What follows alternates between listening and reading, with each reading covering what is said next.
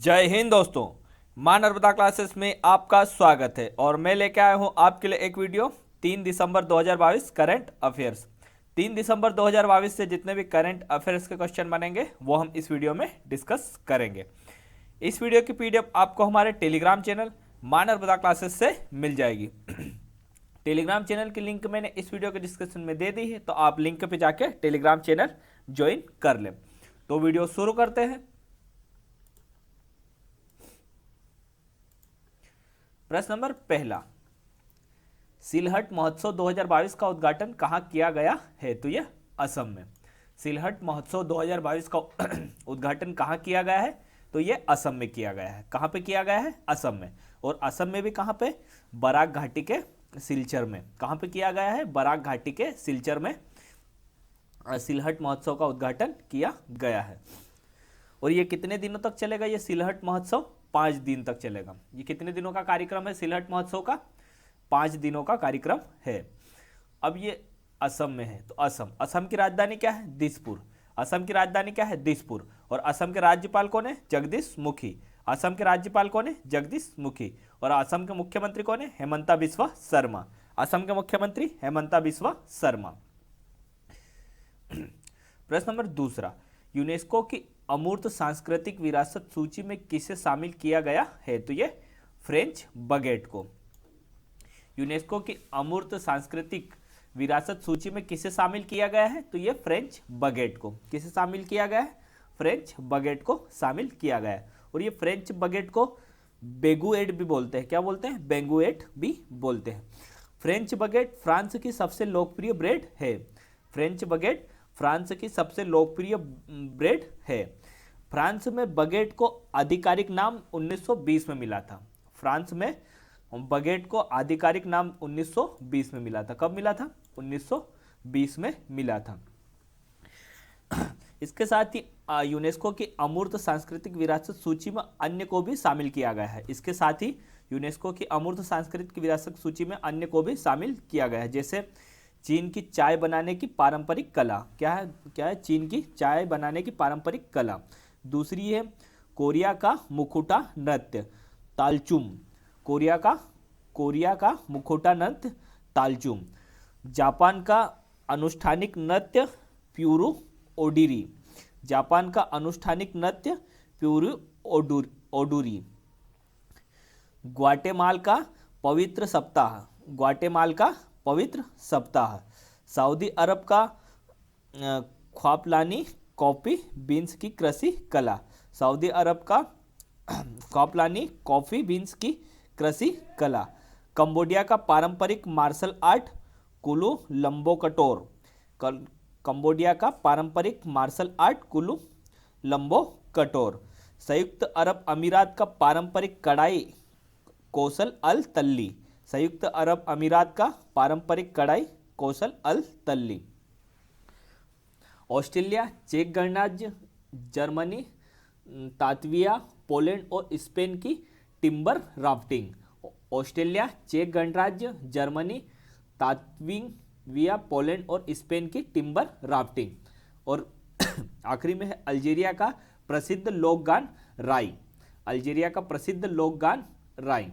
इन सभी को यूनेस्को की अमूर्त सांस्कृतिक विरासत सूची में शामिल किया गया है। प्रश्न नंबर तीसरा, महाराष्ट्र के देवलाली के फील्ड फायरिंग रेंज में अग्नि वॉरियर नामक संयुक्त अभ्यास भारत और किस देश की सेना के बीच हुआ है? तो यह सिंगापुर के साथ।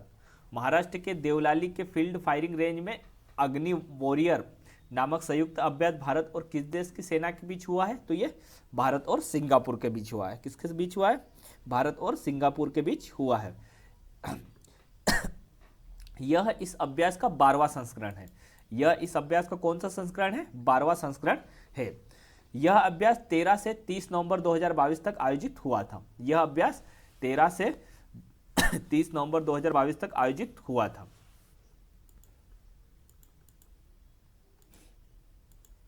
प्रश्न नंबर चौथा, राष्ट्रीय प्रदूषण नियंत्रण दिवस कब मनाया जाता है? तो यह 2 दिसंबर को। राष्ट्रीय प्रदूषण नियंत्रण दिवस कब मनाया जाता है? तो 2 दिसंबर को मनाया जाता है। और यह दिवस क्यों मनाया जाता है? तो यह दिवस 1984 में हुई भोपाल की गैस त्रासदी में जान गंवाने वाले लोगों के लिए 2 दिसंबर को राष्ट्रीय प्रदूषण नियंत्रण दिवस मनाया जाता है।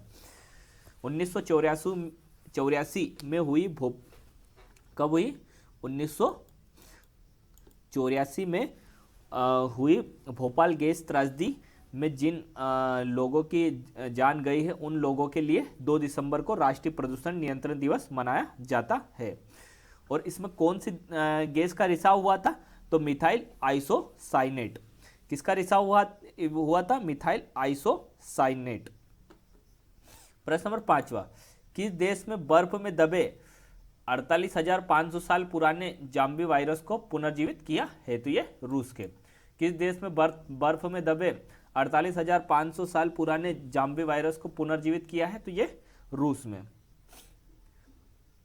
प्रश्न नंबर 6, शोधकर्ताओं द्वारा किस देश में काले प्रवाल की प्रजातियों की खोज की गई है? तो ये ऑस्ट्रेलिया में।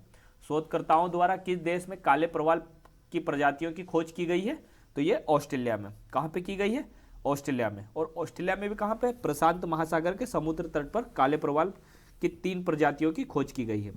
प्रशांत महासागर के समुद्र तट पर काले प्रवाल की 3 प्रजातियों की खोज की गई है। अब ये ऑस्ट्रेलिया में खोज की गई है, तो ऑस्ट्रेलिया की राजधानी क्या है? कैनबरा।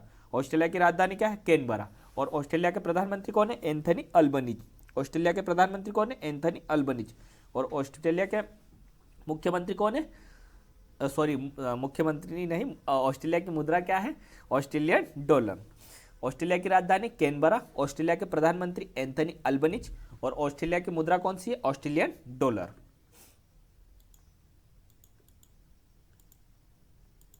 प्रश्न नंबर 7वां, उत्तराखंड सरकार ने किसे अपना ब्रांड एम्बेसडर नियुक्त किया है? तो यह प्रसून जोशी को। उत्तराखंड सरकार ने किसे अपना ब्रांड एम्बेसडर नियुक्त किया है? तो प्रसून जोशी को। किसे नियुक्त किया है? प्रसून जोशी को। अब ये उत्तराखंड सरकार ने किया है, तो उत्तराखंड की राजधानी क्या है? देहरादून। उत्तराखंड की राजधानी क्या है? देहरादून। और उत्तराखंड के राज्यपाल कौन है? गुरमीत सिंह। उत्तराखंड के राज्यपाल गुरमीत सिंह। और उत्तराखंड के मुख्यमंत्री पुष्कर सिंह धामी।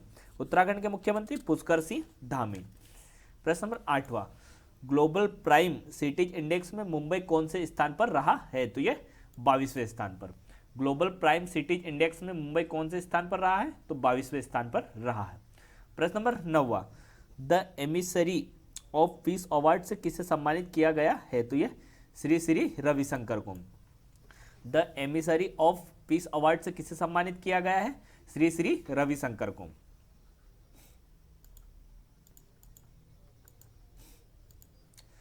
प्रश्न नंबर 10वां, हिमालय याक को खाद्य पशु के रूप में किसने मान्यता दी है? तो ये FSSAI ने। हिमालय याक को खाद्य पशु के रूप में किसने मान्यता दी है? FSSAI ने। अब ये FSSAI ने, इसका फुल फॉर्म क्या है? Food safety and standard authority of India. क्या है फुल फॉर्म? FSSAI का food safety and standard authority of India. और FSSAI की स्थापना कब हुई थी? 5 सितंबर 2008 को। FSSAI की स्थापना कब हुई थी? 5 सितंबर 2008 को। और FSSAI का मुख्यालय कहाँ पे है? नई दिल्ली में। FSSAI का मुख्यालय कहाँ पे है? नई दिल्ली में। और इसके अध्यक्ष कौन है? रीता तेवतिया। इनके FSSAI की अध्यक्ष कौन है? रीता तेवतिया। प्रश्न नंबर 11वां, किसने अधिग्रहण नियमों की समीक्षा के लिए समिति गठित की है? तो ये सेबी ने।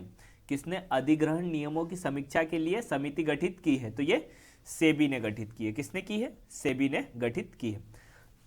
अब सेबी का फुल फॉर्म क्या है? Security and exchange board of India. SEBI का फुल फॉर्म क्या है? Security and exchange board of India. और सेबी की स्थापना कब हुई थी? 12 अप्रैल 1992 को। सेबी की स्थापना कब हुई थी? 12 अप्रैल 1992 को। और सेबी का मुख्यालय कहाँ पे है? मुंबई में। सेबी का मुख्यालय कहाँ पे है? मुंबई में। और सेबी के अध्यक्ष कौन है? माधवीपुरी बुच। सेबी के अध्यक्ष कौन है? माधवीपुरी बुच। और सेबी का हिंदी में नाम क्या है? भारतीय प्रतिभूति और विनिमय बोर्ड। सेबी का हिंदी में क्या नाम है? भारतीय प्रतिभूति और विनिमय बोर्ड। धन्यवाद दोस्तों। अगर आपको ये वीडियो अच्छा लगा है तो वीडियो को लाइक करें, वीडियो को ज़्यादा से ज़्यादा शेयर करें, और अगर आपने हमारे चैनल को सब्सक्राइब नहीं किया है तो हमारे चैनल को सब्सक्राइब कर लें और साथ में बेल आइकन को भी प्रेस कर दें, जिससे आपको हमारी आने वाली वीडियो की नोटिफिकेशन मिल जाएगी। धन्यवाद दोस्तों। जय हिंद, जय भारत।